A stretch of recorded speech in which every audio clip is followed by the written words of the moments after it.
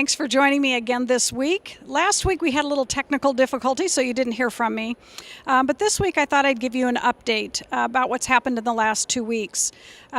First, I'm sure you are aware that we passed a tax bill off the House floor, and in that tax bill, along with some property tax relief and the repeal of the business-to-business tax, was some location equity funding that the Rochester Public Schools had desired, and in fact, it ended up being in the bill not only for Rochester, but for all the communities and school districts in the state of Minnesota. So that was really good news.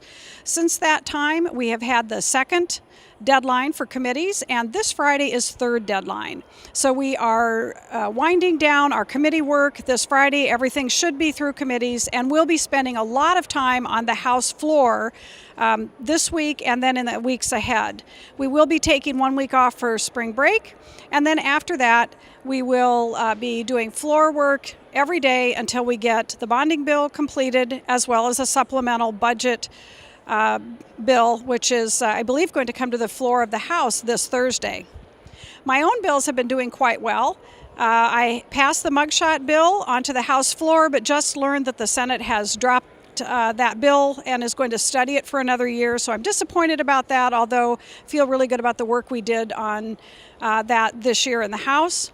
Also, the newborn screening bill is of interest to lots of folks across the state and certainly in Rochester, and that bill is waiting on the General Register to be heard, along with a bill on teen driving. So some things have worked their way through the House process already for me, and it awaits a final hearing on the House floor, and then, of course, conference committee with the Senate. I have with me here today someone I want to share with you. This is David Jiang, and David is a Century High School student. I'm going to let him tell you why he's here. As Representative Norton said, my name is David Jiang, and I am a mentorship intern through the Rochester Public School System, and I am here to try to push through the student seal of biliteracy bill.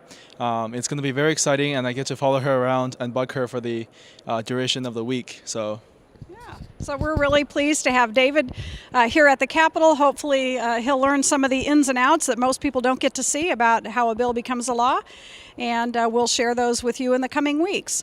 So for right now, we await the supplemental budget bill on Thursday. I have a few amendments for that. The bonding bill also is being heard in committees. Not so great for Rochester right yet.